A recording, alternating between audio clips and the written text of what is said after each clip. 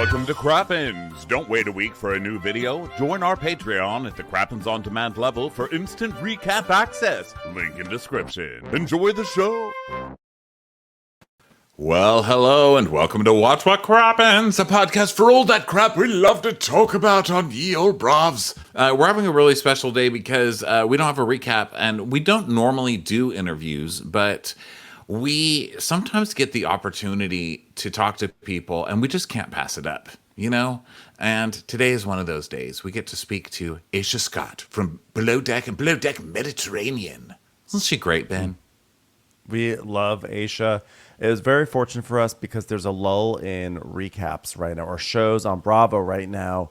So like Ronnie was saying, we don't always have the time to be able to interview people. And so the fact that this worked out well, that Aesha was around, there's a gap in the Bravo schedule. We're like, let's do this. Let's talk to Aesha. Yes, and we did. We did. She's hilarious. She's sweet. She's kind. She's gorgeous. And now she's pooping in an actual toilet instead of a bucket in a van. And we couldn't be more excited for her. Let's get on with it. Please welcome to the show, Aesha. Hi. Hi. Oh, my God. It's Aesha Scott. Hello. How are you two? So good to talk to you in real life. We only talk to you on Instagram. Yeah. I know. And it's just so nice to talk to you in real time because I listen to your podcast all the time. And I honestly, how are you two so funny? How do you think of the things that you say?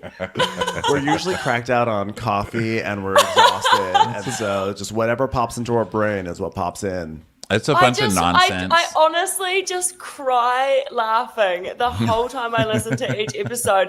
And I'm like, how did they get there? How did they come up with this? It's so brilliant. Oh, thank you. So how's it going with you on your third? Is this your third iteration of Below Deck? Or I guess it's your second. Fifth?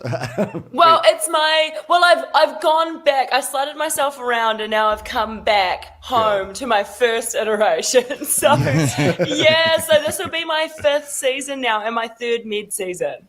Is Australia, is Down Under going to come back? Do we know? Oh, I'm not sure. They're not allowed to say. You don't have to comment. No, they have to ask. They're very secretive on Below Deck. They are. We get a big hand slap if we say anything. So and it's hilarious because Below Deck's kind of the same. It's on year round, and it's just Below Deck every time. I mean, I don't know why they're so secretive, but it works because it is secretive. And then I am shocked every time somebody comes back. I'm like, wow, oh my God, I can't believe it's that girl. I know, because I don't know anything that goes on outside of my series. And so I'm the same when I'm watching it and you see a return person. It's so exciting. So you really don't watch the other Below Decks? Is it just more? No, I watch them, but I don't know any of like the behind the scenes info. Yeah, until I'm like watching it. Yeah. The network likes to keep a tight lip. Yes. I just want to say also thank you for waking up at the butt crack of dawn to do our show because you're in New Zealand right now and I can see that morning sun. And by the way, you're also not in a van right now. We can see you're actually in a house. Look, I upgraded. Like I've got doors, I've got windows, curtains, an outdoor Oh my God, that's so nice. So what do you guys do? Do you actually just walk into the bathroom to watch each other poop to keep it like old times? I like to, but Scott doesn't like doing it to me, but I do it to him. The other day, he left me this poo for me to look at in the toilet because I get really excited about that kind of thing. But he gets very serious afterwards, and he's like, "Just remember, never do this to me." He's like, "I still want to fuck you. I do not want to see your poo." That's so funny. Well, congratulations to you. You guys just got engaged, Tom. When are you going to do it? Thank you. I know, it's amazing. Thank you. Well, we do it all the time, baby. Oh, yeah. Baby. Hashtag van life. I know. No showers. It's a sticky time. We are going to get married. We want to wait until next New Zealand summer. So the summer of 25-26. Because we've got a lot of American friends and family, and we want everyone, it is very far away, so we want everyone to save up enough money that they can come for 3 weeks and really enjoy themselves. You're like, it's going to be a destination wedding, but we're going to force everyone to come, basically. Because normally people do destination weddings. They're like, this is great. I can cut down on the list. But you're like, no, save up. You're all expected to be there. Yeah. Well, because I find that a lot of people in the States, everyone says to me, oh, I would love to come to New Zealand, but it's just so far away. And I'm like, what do you mean? You get to do your favorite thing. Like, you just sit down and watch movies for 12 hours and then you're in this beautiful place. Like, what's the problem? Yeah. So this is a great way to get people to come and actually do that. That's actually a really good point. And now, by the way, so this sort of is a segue. Speaking of friends, who are the people in the Below Deck universe that you're actually like friends with? Oh, well, I hate those fuckers. I hate every single one of them. Your voice for me is so spot on. I love it so much. I really love Hannah. You're doing so great. Oh, you did such a I good love job. everyone. Maybe next time they'll do it much better. So, yeah, who are you really friends with in that world? Hannah, I talk to all the time. Anastasia, all the time. Fraser, Daisy, Haley, pretty much everyone from my latest season. Oh, I love that. So you're friends with all different. Natasha, Katie, Dave. Was talking to Dave this morning. I really want Dave to come back as the chef. How can we make this happen? We need more mirror glazes. That's the thing. We need more mirror glazes. He's like, I got an idea. I'm going to make a cake. Mirror glaze. Yeah. Well, it's better than beef. Hey, it's better than cardamom, you know? Oh, my God. What was the spice? Did we ever find out what the spice was? No, I never found out what it was. I would love to know. And Gigi was like relentless with trying to find She out. was. That woman The must have mystery asked me spice. 50 times. And he didn't have an answer. And I'm like, how the hell have you made all of these meals and you've got no idea what spices are? No, because he kept saying, there is no spice. There is no spice. And she's like, well, there is. He's like, well, there isn't. Well, there is. And it was just this spice. It was like clouds of spice, dried spice going into that rice. You watched him pour it in. I was like, what are you doing to these people? The whole marketplace went into that Mexican rice. It was bizarre. So you're still friends with like a lot of the Below Deck people. I love it. It's so funny because when you say the names, it's so funny. Once the season's done, you're like, Haley and Kelly and Joanna. I'm like, I know. I was like, I don't know any of these people. Yeah, I don't know. I mean, even when people come back, I'm like, I don't know who that is. Like this season, Ellie came back and she's like, I'm big. And I was like, who the fuck is that? I don't know who that is. I didn't know either. I didn't know until she put the bunny ears on. I was like, oh yeah, I kind of remember. I mean, now that she's on a longer season. I thought I watched that season, so I need to go back and watch to the very end, it seems. Yeah, it was just she wasn't on that much, but now that she's been on this season, I love her. I think she's so great. I think she's hilarious. Yeah. I know. I was laughing this morning when you were talking about like the Barbie doll making the house, and it's like when she said that, I was like, "That is brilliant." I would never think of that. Let's get glue gun. Yeah. Those bitches need a roof. Sorry. Yeah. Oh, goodness. Are there some people in the Below Deck universe that you feel like deserve to come back onto the show, or you want to come back on the show? Oh, well, I would really like, I know you said you couldn't remember, but I would really like Haley to come back because I love Haley. Haley, big Haley. red hair, she's just so... Oh, yeah, I love her. She's just a loose bitch. She's so herself. And when I think the unfortunate thing was when she did the last season, she had a boyfriend, but she doesn't have a boyfriend anymore. And she said that she is getting that D. And I think her coming back single would be exactly what the show needs. That would be wonderful because was she on regular Below Deck? Yes, with Fraser. Yeah, exactly. I'm actually surprised she didn't come back. I thought she was so fucking funny. And I'm also surprised she's not with that guy because I feel like once you have a guy that you can talk to like that, you're with your Yeah. guy, you know? Like, Yeah. they were just so dirty together, you know? It's like everything was just so nasty. I was Yeah, like, but Haley's the that's kind your of person. Haley's the kind of person that will turn any man nasty. So she'll find another one. She'll find another one. Yeah, I would love for her to come back. I'm trying to think of some of my other favorites. 'Cause I She'd feel be like great. every season I'm always like, this person is an icon. They should be on every single season. And then like a week goes by after the show, I'm like, who is that? Who is that person who should be I coming back on know. the Well, show? because there are so many series, there are so many versions of it now, and so many people on it that it is hard to keep up. Because when I first started, it was just Below Deck and Below Deck Med, and everyone that came on, like you'd do one season and you'd get like a couple 100,000 followers and that kind of thing. But now the people that are just starting to come through now, you do one season and they'll get like maybe 40,000 followers from it because there's just so many people. Right. Yeah. Now I have a question. I saw a below deck below deck thing once that Bravo did with all the cast there. It was insane how many people were there. Yeah. It looked like a mall full of people. Yeah, it's so wild, eh? Yeah. So question, on the latest episode, there was a lot of drama around the beach picnic and everything. And Ryan and I Yeah. keep on saying like, Oh my god, that honestly, drove me mental. drove me That mental. guy. I was watching it. I was so stressed out watching that entire thing. I'm just happen. cutting to that guy drinking and having a popsicle. What kind of head of department is like, oh, nah, it's cool, don't worry about it, guys. The primary's going to organize her own entertainment. Yeah, and Yeah. wasn't this the first beach picnic of the season? Yes. So he definitely And should it's have been like- there.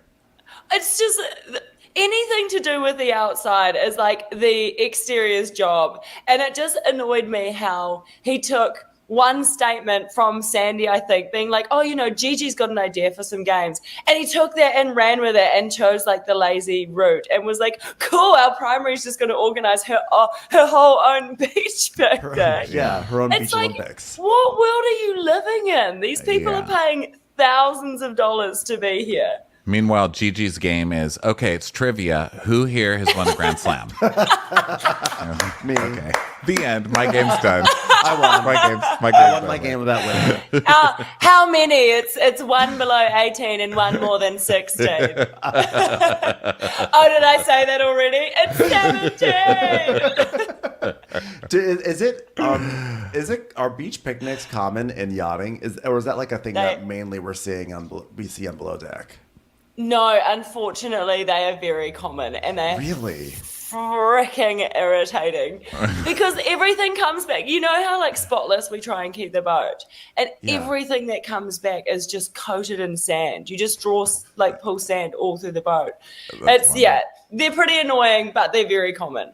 And what are other things that are actually real in yachting? Like, are the theme parties really a thing that you guys have to do every night? Because, like, how many people need a Great Gatsby party? I know. Why is that every single season? Honestly, the themes drive me crazy because I come from like a very high-end yachting world and I find themes super tacky, but it's just like something that we do all the time. So in regular yachting, you do theme nights, but you do like one a season. You know, you'd maybe do like one a charter. Maybe you do like some groups you do one a charter, but your charter is like 2 weeks. But it's definitely not like an every night or every second night thing for sure. Because Below Deck is like, it's, you know, because it's a TV show, like the charters are really short. They're like 1 or 2 days. Yeah. And that's not usually the case, right? No. It's like a week or 2 week or multi-month charter. Exactly. Like usually they're about 10 days. I've had guests on for like 6 weeks before. They're super, super long. But so with the show, they purposely make them really short because that makes our lives so much harder. Because then every group that comes in, it's like you've got a whole new set of preferences. You've got to re-clean the whole boat. You've got to take everything out of the fridges, re-put their stuff in, reorder, change the spirits. It's just so much extra work. And they're just in the control room like,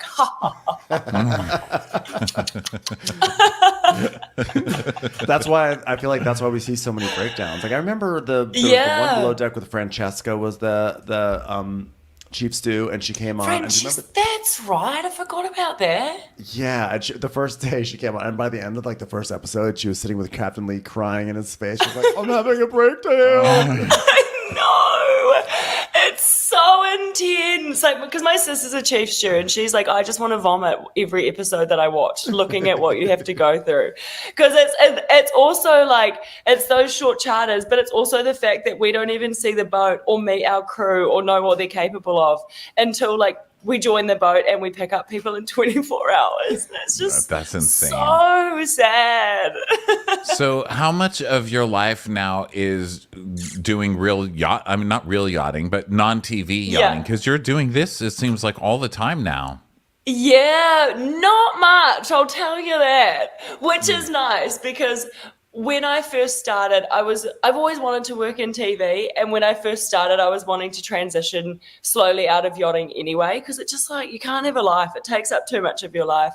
So as I've gotten more and more popular on the show, I've done less and less like non-filmed yachting, which is really nice. I do like, it is still this weird addictive thing though, because nothing else is like it in the world. So I still try to go and do bits of like temp work, and I want to keep doing that, but definitely not like more than a few months of the year. Do people treat you differently now that they know you're on TV, or do they know who you are when you do that and treat you a little bit differently when you're doing the real life version?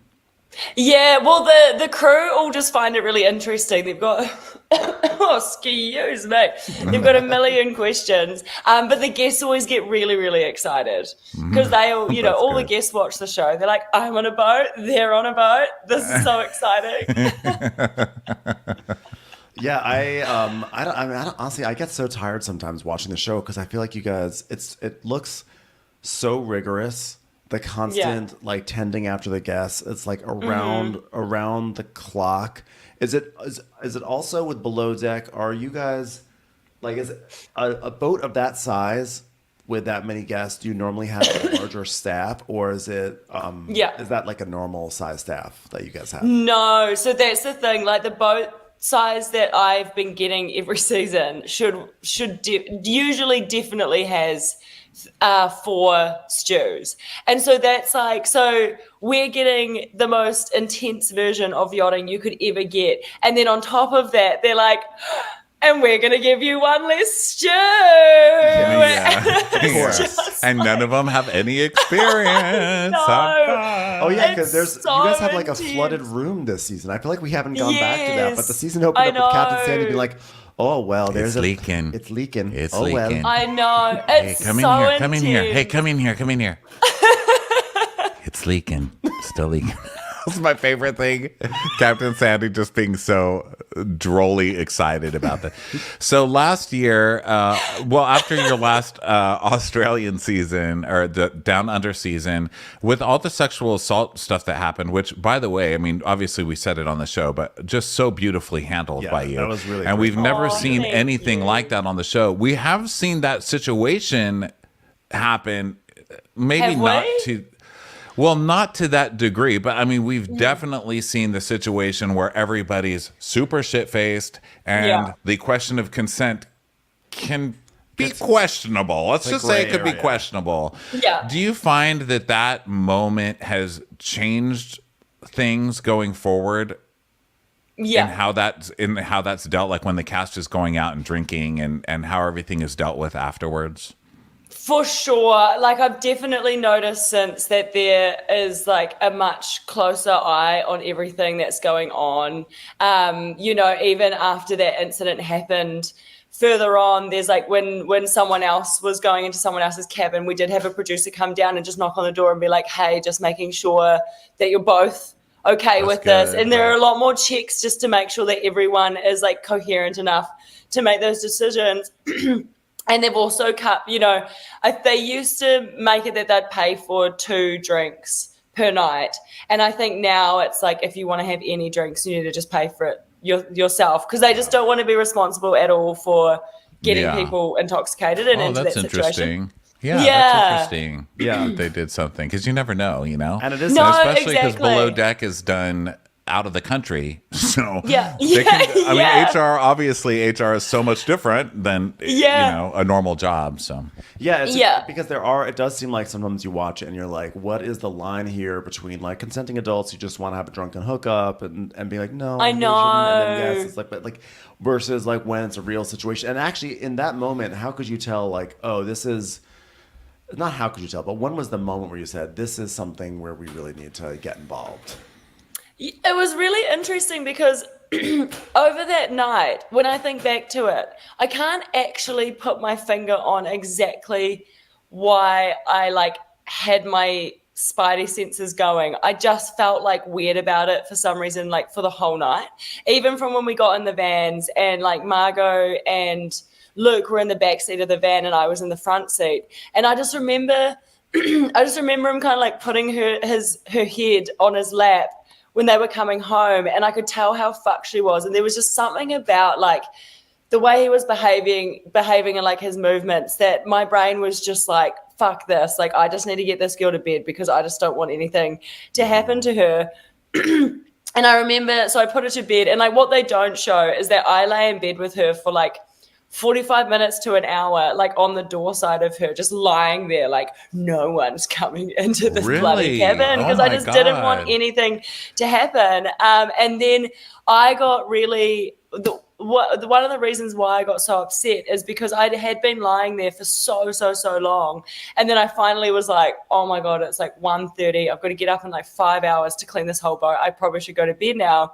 And I got up and went to the crew mess to make my noodles, as I always do before bed, and I was standing at the mic, so I just left, I was standing at the microwave, and then I just hear no, and I hear like the producers like sprinting down the hallway, thumping down the stairs, and I turn around to see them doing that, and they're slamming on the door.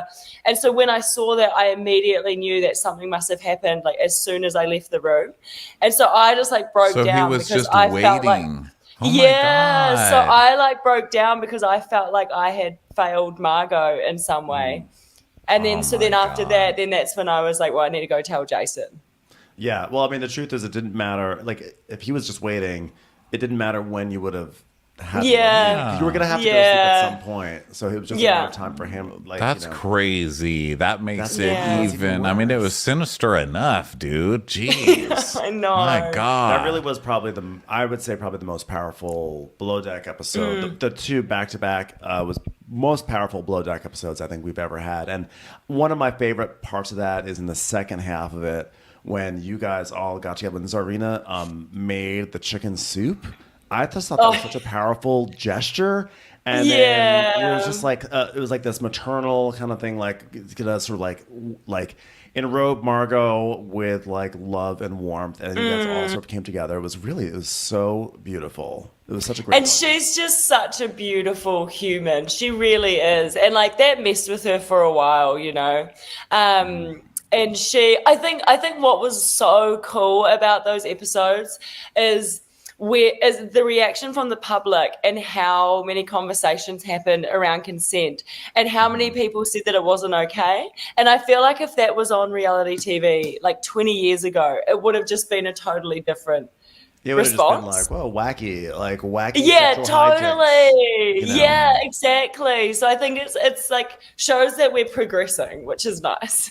Yeah, it was great, and that was a wild season in general. Like that was actually one of the best seasons of Below Deck ever. Like, 'cause everyone had a storyline going on that was actually really compelling, and there was so much chaos. And it was funny. It was funny, and Joao coming back. So what is the state of Joao? Are we liking Joao? Or are we not liking Joao? God, no. When like the worst. And it was so funny that season because I love a good like told you so moment. And that season, I just remember like no one changes, especially on Bravo. These men, they always have the like I'm Joao 3.0. I was like, oh yeah, I know. all right. Joao's about. The thing with Joao, what I like.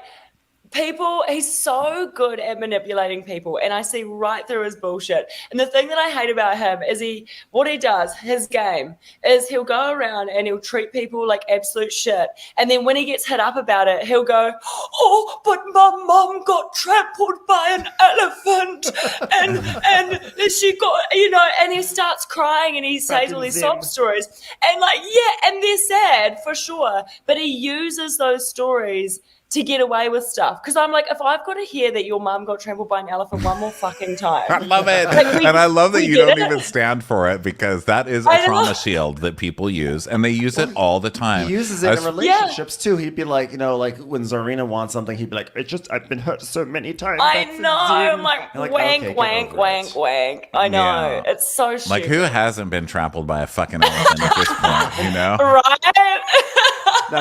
Now, 2 seasons ago, Toomey was your wonderful second stew. She was so lovely and so wonderful. She went on to become a chief stew on Below Deck Med last season.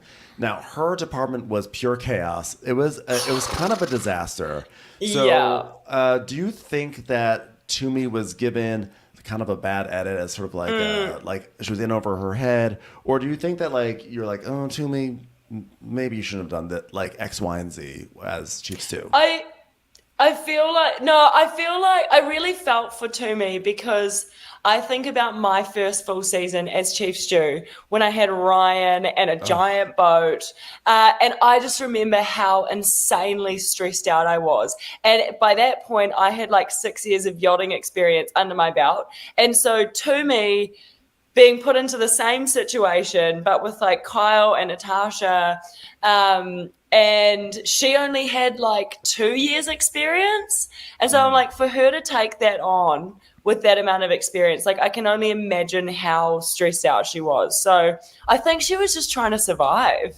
Yeah. Yeah, that was such a and shit it seems show. like, especially because it's a TV show, that people are kind of lifted up and given chances, maybe at different times than they would be in real life, because it's TV. Yeah. So you want to see Fraser be lifted up, even though in real life and I'm just picking him just because his name was mentioned. He's currently on my mind, because I remember his first season, he came in very well, if I were chief stew, he had that kind of snotty attitude about it, and then immediately left trash in the trash can and got called out, or left clothes on or something, where it was it's like brag, and then get brought right down. But so it's kind of cool to see people like that are really spunky kind of get lifted up and then have to sink or swim, Mm-hmm. Exactly. And it's actually amazing what you can achieve when you are forced to do it. But I just I was watching people get surprised. better and better. Well, look at you. You've changed so much since you've had the position. I know. And I was genuinely shocked when I got the call to come back for the second season of Down Under, because I was just so stressed out the first season. I would wake up at nighttime sopping wet, just sweating constantly. And I just thought I was so boring. I do think it was one of my most boring seasons. So when they asked me to come back, it was a very pleasant surprise. So I feel for people on their first Chiefy season. I think both seasons of Down Under were actually really tremendous. We didn't really get to cover much of the first one, because when it came out, we had a million Real Housewives shows. Yeah. I remember. Yeah. It was on Peacock. We can't. But I thought both seasons were tremendous. I really hope that that Down Under does come back. What do you think are the biggest pitfalls that a stew or chief stew, or I guess maybe in each position, chief stew, second stew, third stew, what are the biggest pitfalls that they would encounter on a boat that you see on Below Deck? You're like, oh, don't do that. Oh no, that's a mistake. I think one thing that I see people doing, which I'm like, oh, don't get yourself roped in, is when you see them bitching a lot with their stews, or feeding into the bitching with one of their stews about another stew, and they're letting their stews have these really long gossipy conversations, and I'm like, all you're doing is enabling stirring the pot and the drama to come out, and I know that it's easy to do, but I'm like, just don't. It is. And we saw in the last season of Below Deck, whichever one it was, the fuck, I guess regular season of Below Deck, when Fraser like turned it, and then that chick took like she got the green light to go to be negative, and it just went so far. And it was against the chef. It was like he was kind of turning her against the chef, and then so she went for it against the chef, and I was like, oh my God. And then watching that whole thing blow up, you know, I was like, oh God, it's one of those things you watch. Oh, you just don't want your crew to go down that way. So like you'll see as the season goes on. I mean, they showed in the teaser anyway that Brie and Ellie get like very anti each other, and so I just tried really hard the whole season to kind of stay Dr. Phil the whole way and just be like, you know, you got to hear the sides from a distance and not get too. Don't jump in my piss and call it a puddle. Dr. Phil. Exactly. It seemed like, I mean, Ellie and Brie was like, it was going in such a cute direction. Like Ellie was like, you know, sort of teaching her, but then like, honestly, that scene in this week when they're like, so who do you like? Do you like Joe? Oh, I know. No. Do you like Joe? No. Do you like Joe? No. Do you like Joe? No. Do you like Joe? Cut to no. 5 minutes later. I told her that I like him. I told her that I like him. Oh my God, I know. That did my head in when she's like, you do not go for the man that your supervisor goes for. Like, my sister and I, my sister's a chief stew, we paused it and we looked at each other. We're like, that is not a rule. It's not a Feelings rule. don't the supervisor. You're also not the supervisor. She's not the supervisor. Exactly. So I don't know. I don't know what planet. That was so funny. What are the biggest differences between working for Captain Sandy versus Captain Jason? I feel like with Captain Jason, you know, we had like a very brother-sisterly kind of relationship, which was really nice, just like so silly all the time. And then I feel like with Sandy, I care so much about her respecting me that I feel like I'm on like my best behavior a lot more because it is the med and it is a higher standard.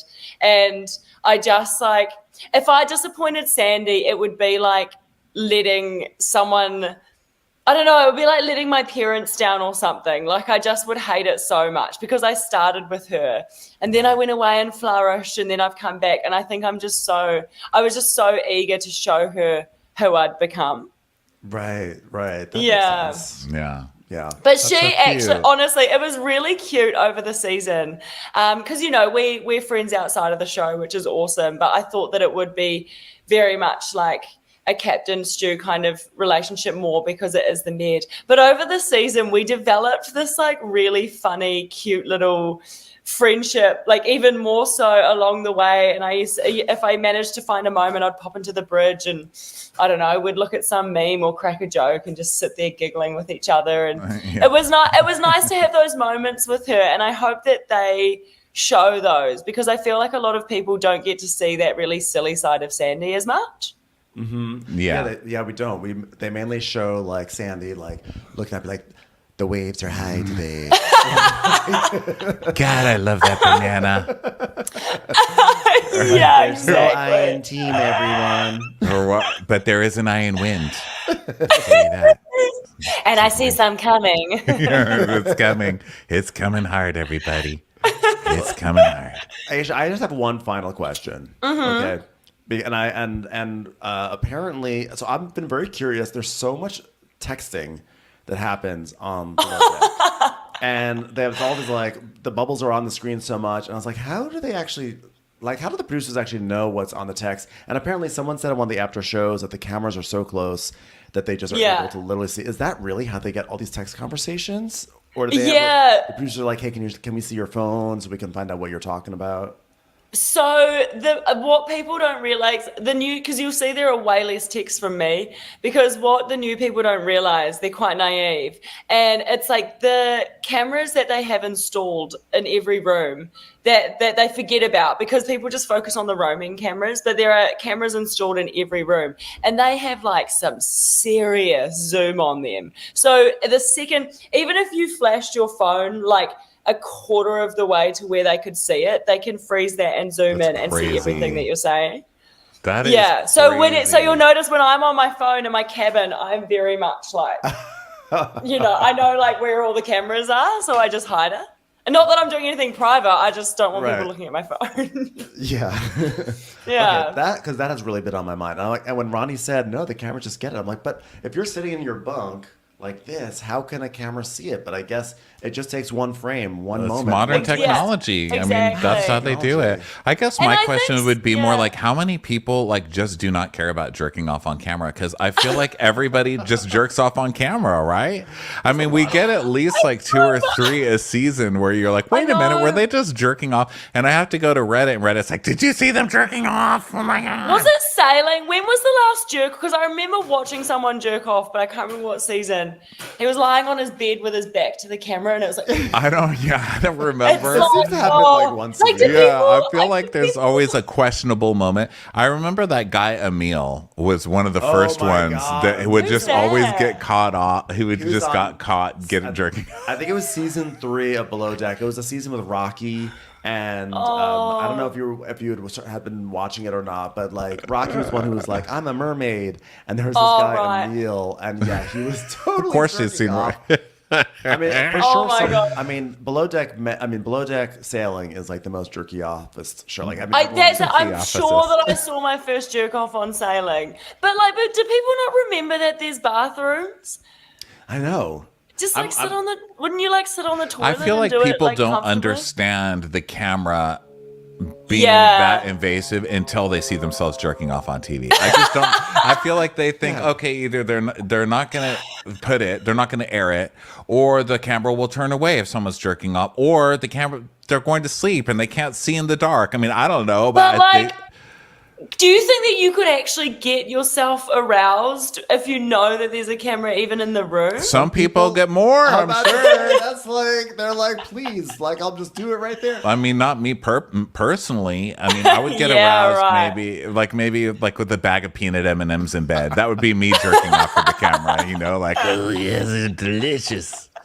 Yeah, no, I also I'm not gonna jerk off in bed because then you're gonna mess up your bed, I know. right? Like or do your, it in the or bathroom. your shorts or something. Yeah. I just don't. There's definitely another option. So, but yeah, I just don't know. I don't know. There are It's so to many each their options. Well, I'm glad we kept this one classy. I That's know, fine. I know, exactly. Well, let's. Okay, wait. I said We started with pooping and we're ending with jerking off, so that's always fun. Also, does is it? Do people just get so horny on these boats? Because it's like sometimes these boatmances, I'm like you could do so much better. You could do so much better. I know. For like half these boatmances. I know. I think people just get very horny and interested on boats, all boats, because it's like we are doing, at the end of the day, our jobs are not like glamorous, awesome jobs. Like we're just like grinding hour after hour, day after day. And it's like, and you're stuck in this bubble with the same people the whole time. And it's just nice to have this little distraction of like someone walking past and you have a little flirt. And then, a 2 becomes a 10 and suddenly you're banging in front of the camera. And it's just this slippery slope. I mean, I don't now. I don't because I've got Scott, but I definitely found people very attractive that I usually wouldn't look twice at. Well, it kind of makes me want to join a boat. Yeah, it is Brian. fun. It is really fun. I want to go bat because higher. you be- Like, I want to walk out with the you 10. are beautiful. Yeah. No, but that's the thing. You can't walk out with them because as soon as your feet hit Okay, dry you're land, right. I want to the walk spell out is on a broken. 10. Yeah, and you look at each other and you're like, oh. And what also are we at doing? Below It's like Deck- the lights coming on at 1 a.m. You're just like, oh, yeah, no. Also, Yeah. Below Deck never seems to cast more than one gay male on a season, so the poor gay guy never has anyone to hook up with. Yeah, I wonder why that is. I feel like that's just because statistically there aren't actually that many gay guys in yachting. When I think back to my yachting history. Well, I can tell you So this maybe much. that's There may why. be one gay guy on the boat, but there are a lot of gay blowjobs happening on boats at all times because there are a Yeah. lot of people when needing options will switch. There are a lot of little officers we don't Totally. see named Larry, and Tom that need some head too. So And Bruno from Below Deck, whatever season, he went off and he became a gay porn star. And then actually season 1 had a gay porn star. So It's there. I think once word gets out in the gay community that there can be Yeah. lots of gay sex on a boat, I think Oh you my might find God. those numbers will You go guys are way gonna up. be I you guys are really gonna be hope so. overridden. And it'll be hilarious. I Overrun really with hope us. So. I would love that. All right. Well, thank you so much for coming to talk to us. It was so great to talk to you. Yes. Aw, And as thanks real for life as having any of me. us ever get. That's And for next sure. time you're in Los Angeles, hit us up. We'll go out, have some drinks, and have the best time. I would Please love do. that. Yes, that's true Thank because we used to go you. hang out with Hannah when she was here, and now she doesn't come anymore for because she's not on the show anymore. So we need to Yep. replace Hannah. Yeah, Replacing you, Hannah. yeah. Oh my God, I am there for sure. Fantastic. All We're going to right. hold you to it. Thank you so much for coming on. Thanks, you guys. Have a great Keep up day. the great work. Thank you. You too. Thank you, sweet one. So good to talk to Bye. you. Bye, Aisha. Bye.